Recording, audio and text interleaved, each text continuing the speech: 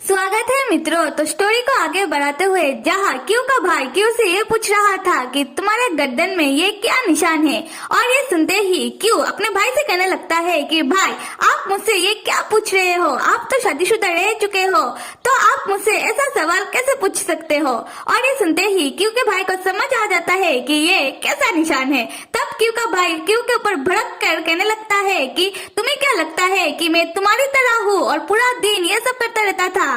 और ये कहते हुए क्यू का भाई क्यू को पीछे से आगे पकड़ लेता है और क्यू से कहने लगता है कि तुम चुप रहो और पहले तो तुम्हारा ये निशान को कवर करो, अगर मॉम देख ले तो क्या होगा। और उसी वक्त उन दोनों का मॉम उन दोनों के पीछे आके खड़ी हो जाती है और पूछने लगती है कि मैं क्या देख लूं। तब वो दोनों अपनी मॉम को देखते ही शॉक हो जाता है और कहने लगता है कि मॉम आपने कुछ गलत सुना होगा। फिर क्यू का बड़ा भाई क्यू को पकड़कर कमरे से बाहर फेंक देता है, ये कहते हुए कि जब तक तुम अपना निशान नहीं छुपाओगे तब तक वापस मत आना। पर तब क्यू के बड़े भाई को क्यू का मार्क को देखकर यॉन की याद फिर से आने लगती है और वो इमेजिन करने लगता है कि यॉन ऐसी हालत में कैसा लगेगा। तब ये सोचते हुए क्यू के बड़े भाई के नाक से खून निकल आता है और उसका बेटा और उसका डैड ये देख लेता है और वो दोनों क्यू के बड़े भाई से पूछने लगते हैं कि क्या हुआ तुम्हें, क्या तुम ठीक हो। अभी लिफ्ट का सीन दिखाया जा रहा है जहाँ क्यू मीन को मैसेज करके कह रहा था कि तुम्हें तो अभी पनिशमेंट मिलेगा, और मन ही मन कह रहा था मैंने तुमसे कितनी बार कहा है कि मेरी बॉडी में कोई मार्क मत छोड़ना, फिर भी तुमने मेरे नेक पर मार्क छोड़ दिया।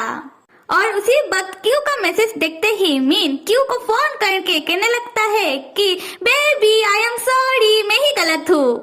तब क्यू मीन से पूछने लगता है कि मैंने तो कुछ कहा ही नहीं, तो तुम सॉरी क्यों कह रहे हो, और तुम्हें क्या मालूम है कि मैं नाराज किस बात पर हूँ। तब मीन कह रहा था कि अगर कोई बात हो या फिर ना हो कोई फर्क नहीं पड़ता, अगर मैं गलत हूँ तो क्यों मैं तुमसे सॉरी कहता रहूंगा। और उसी वक्त लिफ्ट रुक जाता है और क्यू लिफ्ट से जाने लगता है और तभी ही क्यू किसी के साथ टकरा जाता है, जिससे क्यू का फोन नीचे गिर जाता है और उसका स्क्रीन टूट जाता है। तब क्यू गुस्से में उस आदमी से कहने लगता है कि हे सुनो तुम। और तब क्यू जब उस आदमी को देखता है तब वो शॉक में देखता ही रह जाता है। और दूसरी तरफ मीन जो क्यू से तब पूछे जा रहा था कि माय लव क्या हुआ तुम्हें, तब मीन को किसी दूसरे का वॉइस सुनाई देता है जो क्यू से कह रहा था तुम हॉस्पिटल कर क्या रहे हो, क्या तुम्हारा तबीयत ठीक है। और क्यू कह रहा था उस आदमी से कि इससे तुम्हें क्या, मैं अभी जा रहा हूँ। और तब फिर से वो आदमी क्यू से कहने लगता है कि रुको और ये बताओ क्या तुम ठीक हो। और मीन ये सारी बातें सुन रहा था अपने फोन में से। तब मीन क्यू से कहने लगता है कि माय लव क्या हुआ है तुम्हें, मुझे कुछ तो बताओ। और अपने मन में सोच रहा था कि ये दूसरा वॉइस मैंने तो कहीं सुना है, किसका हो सकता है ये वॉइस। तब फिर से मीन को क्यू का आवाज सुनाई देता है और क्यू उस दूसरे आदमी से कह रहा था कि क्या कर रहे हो तुम, मुझे जाने दो। और क्यू का ये बात सुनते ही मीन का रिएक्शन तब चेंज हो जाता है और ऐसा लग रहा है कि मीन थोड़ा टेंस में आ गया है और उसे मालूम पड़ गया है कि दूसरा वॉइस किसका हो सकता है। और दूसरी तरफ हम क्या पाते हैं कि क्यू किसी का हाथ झटक कर वो थोड़ा काम होकर उससे कह रहा था कि तुम जैसा सोच रहे हो ऐसा नहीं है, मैं ठीक हूँ। And any guesses who is this other बंदा, और कौन, क्यू का एक्स बॉयफ्रेंड, जो क्यू को देखकर सोच रहा था कि उसने क्यू को और मीन को एक साथ देखा है, वो भी बहुत अच्छे से और खुश रहते हुए। और क्यू और मीन को एक साथ ये सोचते हुए क्यू का एक्स बॉयफ्रेंड क्यू से कहने लगता है कि क्यू मैं समझ रहा हूँ, ऐसा लग रहा है कि तुम मेरे बिना ठीक हो, खैर जो भी हो तुम अच्छे दिख रहे हो और अच्छे से रहना। तब क्यू का एक्स बॉयफ्रेंड जाने लगता है और उस समय क्यू को याद आता है कि हॉस्पिटल में फर्स्ट डे वो जिस लेडी के साथ टकराया था वो और कोई नहीं उसका एक्स बॉयफ्रेंड का वाइफ थी। और याद आते ही क्यू तब योजिन को रोक देता है और पूछने लगता है कि योजिन क्या तुम्हारे घर में सब ठीक है। तब योजिन क्यू की तरफ देखते हुए कहने लगता है कि क्यू क्या तुम सच में मुझसे ये पूछ रहे हो। और अगले सीन पर हम ये पाते हैं कि यो जिन क्यू को दूर से अपनी मॉम को दिखाते हुए कह रहा था कि मॉम को स्ट्रोक हुआ था, तब से वो हॉस्पिटल में है और मेरी वाइफ उनकी ध्यान रख रही है और मेरी वाइफ मेरी मॉम की देखभाल करने के कारण वो बहुत ही ज्यादा जल्दी ठीक हो रही है। तब क्यू सीरियस होकर योजिन से पूछने लगता है कि योजिन तुम्हारी मॉम की तबीयत बिल्कुल भी ठीक नहीं है, ये बहुत ही ज्यादा सीरियस बात थी, फिर भी तुमने मुझे इस बारे में क्यों कुछ नहीं बताया? अगर तुम मुझे इस बारे में बताते तो तब योजिन क्यू को बीच में ही रोकते हुए पूछने लगता है तो तुम क्या करते? और क्यों कहने लगता है कि तो मैं उनसे मिलने के लिए आता और कुछ देर सोचने के बाद क्यों अपना नजरें योजिन से चुराते हुए कहने लगता है कि तो शायद मैं तुम्हें मेडिसिन प्रोवाइड करने में हेल्प करता और तुम्हारी मॉम की हॉस्पिटल की खर्च उठाने में हेल्प करता। और ये कहते हुए क्यू अपना नजर चुराने लगता है। तब योजिन क्यू की तरफ देखते हुए और स्माइल करते हुए क्यू से कहने लगता है क्यों अगर तुम मेरी मॉम से मिलने के लिए आते हॉस्पिटल में तो मैं मेरी मॉम को क्या कह के इंट्रोड्यूस करता तुम्हारा? क्या मैं ये कहता कि तुम मेरा कोई पुराना दोस्त हो या फिर ये कहता कि तुम मेरा ऑफिस का कोई कलीग हो? क्या कहता मैं मेरी मॉम को तुम्हारे बारे में? तब क्यों सोच में पड़ जाता है कि उस दिन जब मीन और मीन की बहन उसकी मॉम से मिलने के लिए आई थी तब उसकी मॉम बहुत ज्यादा खुश हो गई थी ये सोच के कि मीन की बहन और उसका छोटा भाई उनसे मिलने के लिए आया है। जब ये बात उसकी मॉम ने क्यू से कही तब क्यू ने भी तो इंट्रोड्यूस नहीं करवाया मीन से कि मीन उसका क्या लगता है, पर देखा जाए तो वो मीनी है जो उसकी बहन को लेकर क्यू की मॉम को देखने के लिए आया था। खैर जब क्यू मीन के बारे में सोच रहा था तब योजिन क्यू से कहने लगता है कि क्यू मैं ये नहीं कह रहा कि तुम गलत हो और मुझे कोई हक भी नहीं है कि मैं तुमसे कुछ कहूँ, मैं तो बस लोगों से झूठ कह के थक गया था। बहुत सारी चीजें जो मैंने की है पर जब मैं अभी इस बारे में सोचता हूँ तो ऐसा लगता है कि इन सारी चीजों का अभी कोई मायने ही नहीं है। क्यों वो तुम थे जो मेरे साथ रहना चाहते थे अंत तक, पर वो मैं था जिसने ये डिसाइड किया था कि मैं तुम्हें खुद से दूर रखूं और मैंने सोचा था कि ऐसा करके मैं गिल्टी फील नहीं करूंगा और इसी कारण मैं तुमसे दूर रहने लगा। मुझे नहीं मालूम क्यों कि तुम मेरे पर यकीन करोगे या फिर नहीं, पर अभी भी मैं तुम्हारे लिए बहुत ज्यादा फिक्रमंद हूँ। I really care about Q. पर क्यों जो योजिन की कोई भी बात नहीं सुन रहा था क्योंकि वो अभी भी मीन के ही ख्यालों में खोया हुआ था और उसे मीन के लिए तब बुरा लग रहा था। खैर जब योजिन तब क्यू की तरफ देखता है तब वो भी समझ जाता है कि क्यू उसका कोई भी बात नहीं सुन रहा था बल्कि क्यू कुछ और ही सोच रहा था।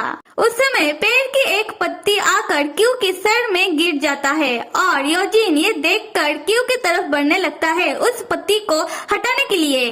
और तब बताओ किसका एंट्री होता है?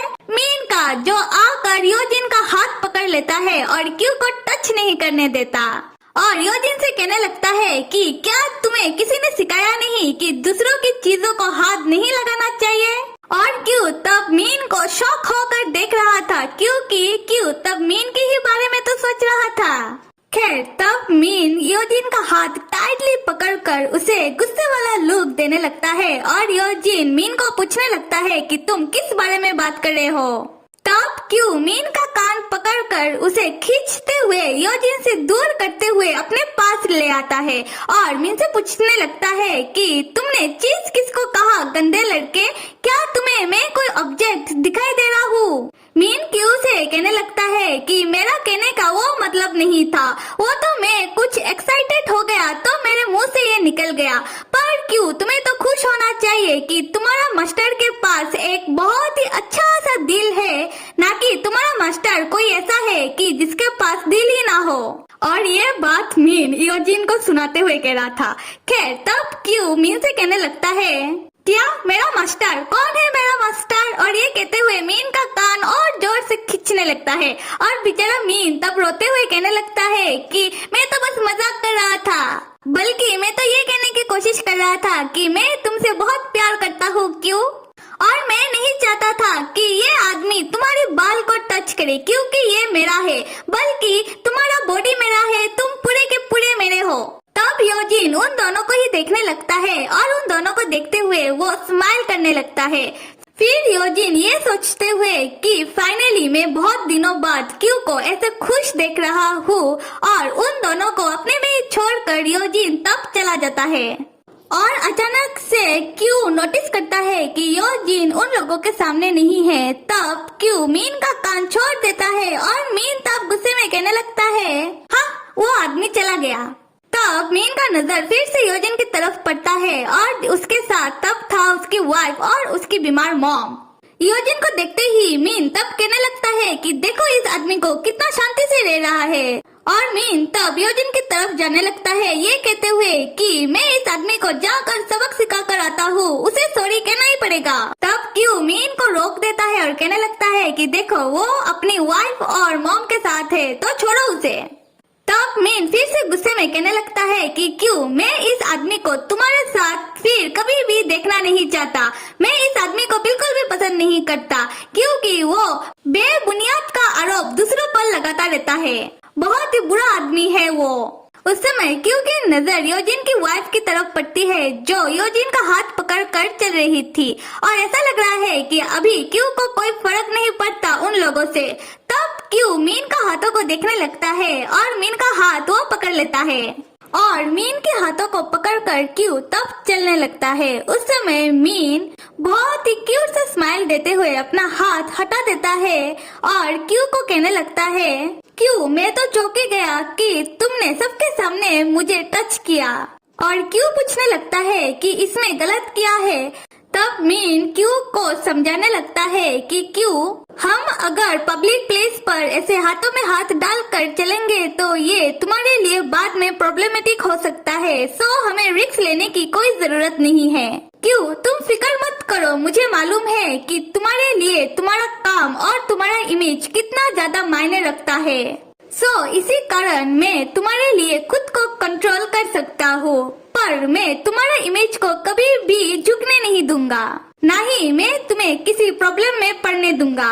और मीन के मुंह से ये प्यारी प्यारी बातें सुनकर क्यू सैड हो जाता है और मीन से कहने लगता है कि मीन तुम मेरे बारे में इतना ज्यादा सोचते हो। तब मीन क्यू के नजदीक आकर कहने लगता है कि हाँ मुझे मालूम है कि मैं सिर्फ तुम्हारे बारे में ही सोचता रहता हूँ। तब क्यू मीन के सर पर एक घूसा मार देता है और कहने लगता है कि पहले अपना दिमाग ठीक करो।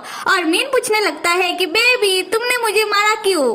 तब क्यू मीन से कहने लगता है कि मीन तुम इतना ज्यादा सीरियस बातें क्यों कर रहे हो, वो तुम ही थे जिसने ये कहा था कि हम हमारा रिलेशनशिप पर फोकस करें, और अभी भी बल्कि तुम्हें ये कहना चाहिए था कि हमें एक दूसरे पर बहुत ज्यादा प्यार लुटाना चाहिए और हमें इस बात पर कोई फर्क नहीं पड़ना चाहिए कि फ्यूचर में क्या होगा, क्योंकि हम एक साथ हैं और हमारे बीच एक बहुत ही अच्छा अंडरस्टैंडिंग है। क्या तुम समझ रहे हो? तब मीन इतना ज्यादा खुश हो जाता है क्योंकि ये सारी बातें सुनकर कि वो ये भूल जाता है कि ये पब्लिक प्लेस है और जाकर क्यू को गले से लगा लेता है। और इससे हमें जो समझ में आ रही है कि क्यू अभी उसकी और मीन की रिलेशनशिप को लेकर बहुत ज्यादा डिटरमाइंड हो चुका है। खैर दूसरे सीन पर हम योजिन को देखते हैं और उसकी वाइफ उसकी मॉम से कह रही थी कि मॉम आप रुकिए, मैं आपके लिए चाय लेकर आती हूँ, और उसकी वाइफ फिर चली जाती है। तब योजिन की मॉम योजिन से कहने लगती है, योजिन मैं मेरी डॉटर इन लॉ को बहुत पसंद करती हूँ, और हाँ योजिन इसे ही कहते हैं नॉर्मल लाइफ। मैं खुश हूँ कि तुमने तुम्हारा माइंड को चेंज कर लिया।